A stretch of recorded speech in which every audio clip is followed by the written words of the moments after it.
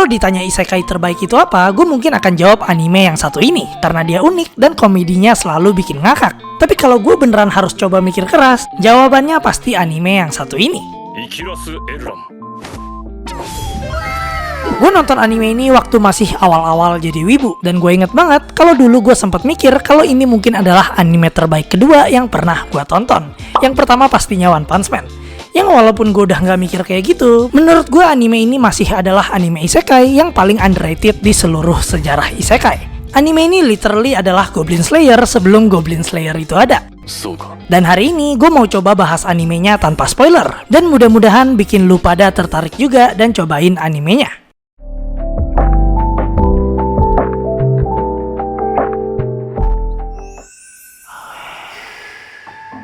Bayangin suatu hari lu bangun tidur, tapi lu nggak tahu lu ada di mana, lu nggak tahu siapa-siapa, dan lu bahkan nggak punya memori dari sebelum lu bangun. Yang lu tahu cuma satu hal, nama lu sendiri. Semua orang di sekitar lu kelihatannya dalam keadaan yang sama, dan bukan kabar baik yang lu pada denger, lu pada langsung dihajar sama realita. Karena untuk hidup di dunia ini, lu perlu ngebunuh monster. Anak-anak ini mungkin sama kayak lu dan gua, yang kerjanya di rumah paling cuman main game dan ngewibu. Tapi tiba-tiba malah disuruh pilih bunuh monster atau mati kelaparan. Biasanya kalau di isekai lain, ngebunuh goblin itu nggak pernah jadi masalah, kecuali yang ini.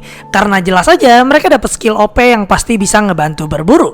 Tapi di sini beda banget, karena kita dikasih lihat gimana anak-anak normal nggak bakal mungkin ngerti yang namanya ngelawan apalagi ngebunuh monster. Karena yang lu punya di sini bukanlah skill OP tapi kerja keras lu sendiri. Ini realistis banget yang sampai bikin gua ngerasa anime ini dark juga ya. Kita dikasih lihat anak-anak tadi buat ngelawan satu goblin aja, walaupun mereka ini keroyokan, masih kesusahan dan gagal terus. Ini ngulang terus sampai berminggu-minggu, yang hasilnya bikin mereka semua depresi. Karena sekali lagi gue ingetin, gak bunuh monster sama dengan gak makan. Ini bikin lu juga mungkin sadar kalau lu yang dipindahin ke isekai, gak punya skill dan gak punya memori, lu juga mungkin gak bisa ngebunuh goblin. Tapi jangan salah, dalam waktu beberapa minggu ini mereka nggak cuma gagal doang. Karena mereka juga dapat yang namanya pengalaman. Bukan secara poin, tapi bener-bener pengalaman. Ini ditunjukin waktu mereka akhirnya dengan kerja keras dan kerjasama bisa ngalahin satu goblin. Tapi satu masalah baru muncul nih. Mereka harus ngambil nyawa goblin ini. Yang seriusan, makhluk hidup mana sih yang mau dibunuh? Ini scene yang menurut gua real banget dan beneran bikin lu bisa bersyukur nggak lahir sebagai ayam.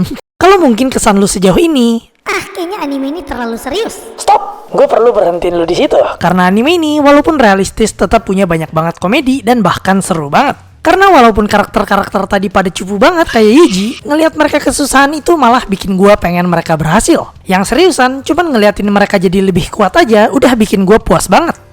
Tapi bukan cuma masalah kuat atau lemah, anime ini penuh dengan drama di mana tiap karakter punya masalah personal yang mereka pelan-pelan harus hadapin bersama.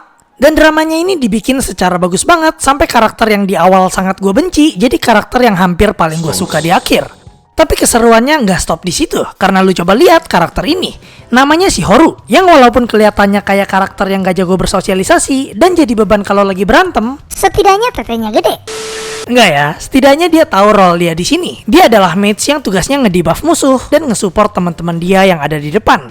Karena dia ngerti kalau dia nggak ngelakuin tugasnya dengan benar, dia juga nggak bisa makan. Atau lebih parahnya lagi, salah satu temennya bisa jadi korban. Tapi nggak cuma dia aja, karena setiap karakter yang ada di sini beneran tahu role mereka masing-masing. Ini bikin sebuah sinergi atau kerjasama yang bikin lu puas banget nontoninnya. Healer yang juga bisa close combat, knight yang jadi tank dan selalu harus di depan, hunter yang harus cepat bergerak buat nge-support, dan thief yang punya guru berbahaya.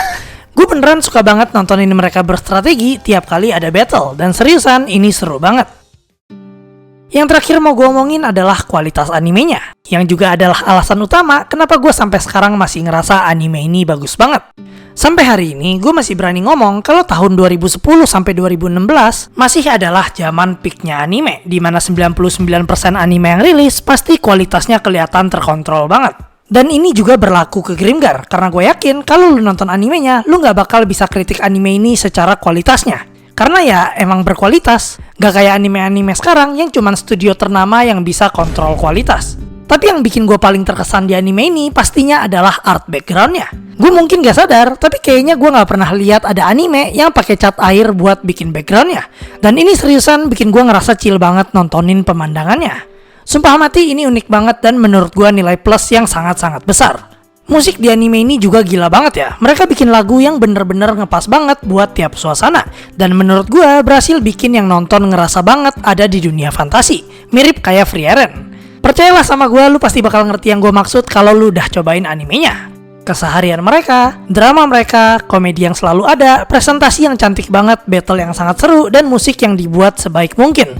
Menurut gue ini adalah isekai terbaik dan bakal gue kasih 10/10. Yang beneran ini realistis banget yang bikin gue makin enjoy sama perjalanan mereka. Dan gue berharap lu pada jadi tertarik sama animenya setelah nonton video ini.